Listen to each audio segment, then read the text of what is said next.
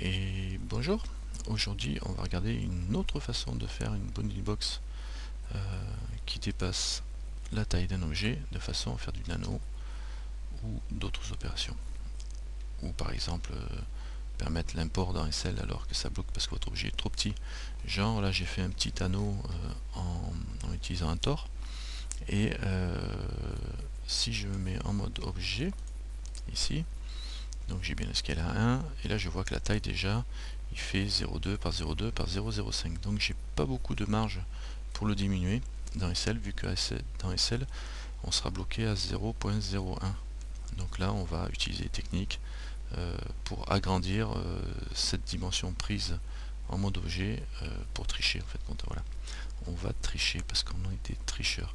Donc là, ce que vous voyez, c'est la bounding box, la boîte englobante de votre objet en mode objet.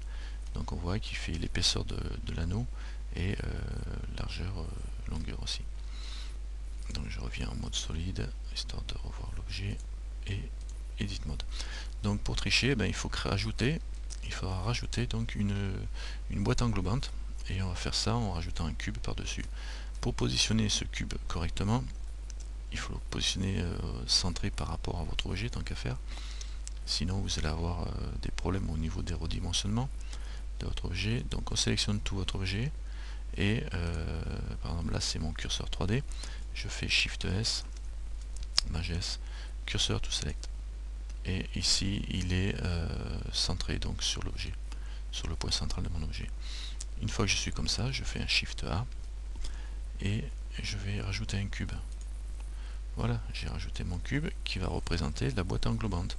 Alors évidemment, le cube, je le mets en taille proportionnellement à mon objet. Je peux le mettre très grand, comme ça me permettra encore plus de diminution. Bon, par contre, si c'est pas nécessaire, restez dans des formes normales, vu que sinon vous allez peut-être vous créer des petits problèmes inutiles. Donc si vous devez le diminuer de 5, vous faites un cube qui est 5 fois plus grand que votre objet. Comme ça, vous aurez, en diminuant votre objet, quand votre cube fera 0.01, vous aurez votre objet qui sera à l'intérieur et qui sera 5 fois plus petit que la taille de votre cube quand même. Donc on va continuer. Donc la solution que je vous avais proposée tout à l'heure, c'était en déplaçant les faces. Là il y a une solution qu'on m'a présentée récemment qui est encore plus intéressante dans la mesure où on économise des faces. Pour ça on se met en mode edit et on va supprimer les vertices qui ne nous intéressent pas. Donc je garde deux vertices sur une face ici, donc je supprime ces deux là, X vertice. Je garde le vertice en bas, donc je supprime les autres, X vertice, et je supprime celui-ci. Vous voyez, donc je vais garder ça, ça et ça, X vertice. Alors je pourrais garder que la diagonale, ça représenterait aussi la bounding box, puisque là si je repasse en mode objet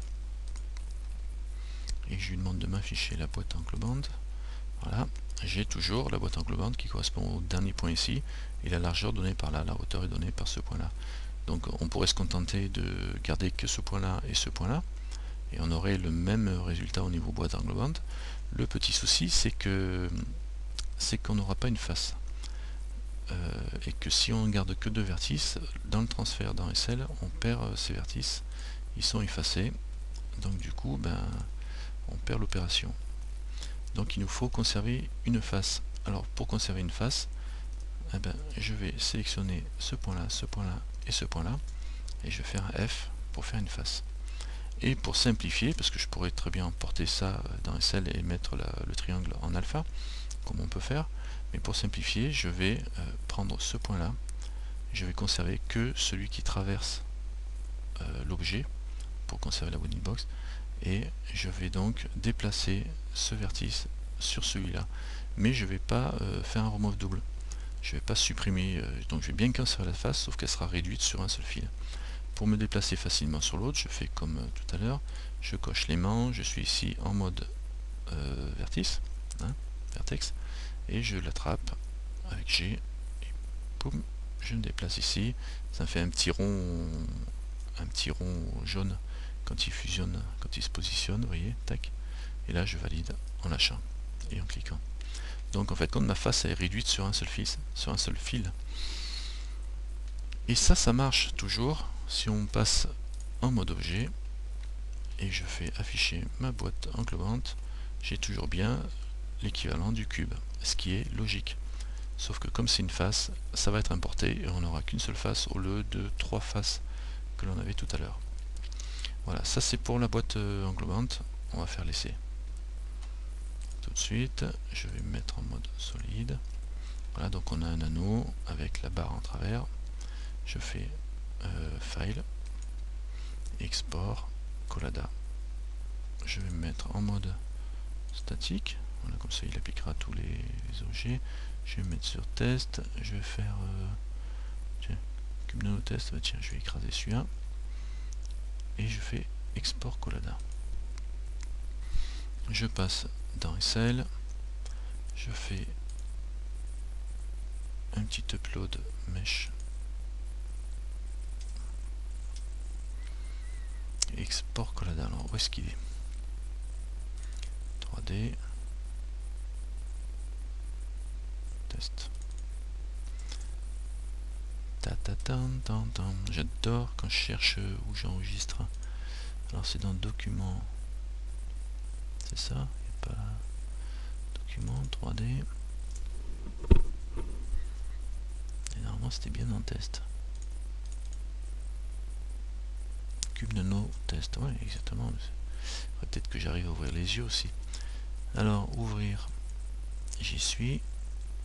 Alors là j'ai mon anneau. Mon anneau en anneau. Lol. J'aurais dû choisir un autre nom quand même. Alors un anneau en anneau. Donc il est tout petit, hein, donc on peut l'importer. On peut casser le load si on veut. Par exemple.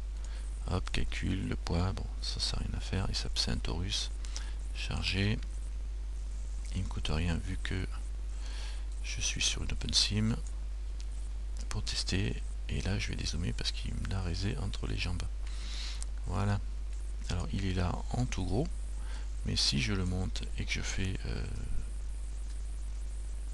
voilà, d'accord, on voit bien qu'il a bien pris en compte ma boîte englobante, donc je peux le baisser. Et si je regarde bien, eh ben, je ne vois pas le petit trait que j'avais tout à l'heure, mais il est là, hein, c'est la seule occasion où vous pourrez le voir. De temps en temps, vous pourrez peut-être le voir, le fil qui représente. Donc vous voyez, je peux descendre. Et là, si je descends, c'est le principe du nanomèche, hein, si je descends à 0,01, c'est-à-dire au plus bas ici, j'obtiens toujours une boîte englobante. Sauf que lui, il est très gros là-haut. Et mon nanomèche, il va être tout petit. Bon, enfin bon, il est très petit. Donc du coup, voilà. Donc on obtient bien un nanomèche sans aucun problème. Maintenant, on va regarder autre chose. Et pour le coup, je vais faire un autre enregistrement. Comme ça, je pourrais séparer les deux annonces. Voilà, très bien. Bon, merci d'avoir regardé ce tuto. Je pense que ça devrait être la dernière fois que je fais une technique sur le nano.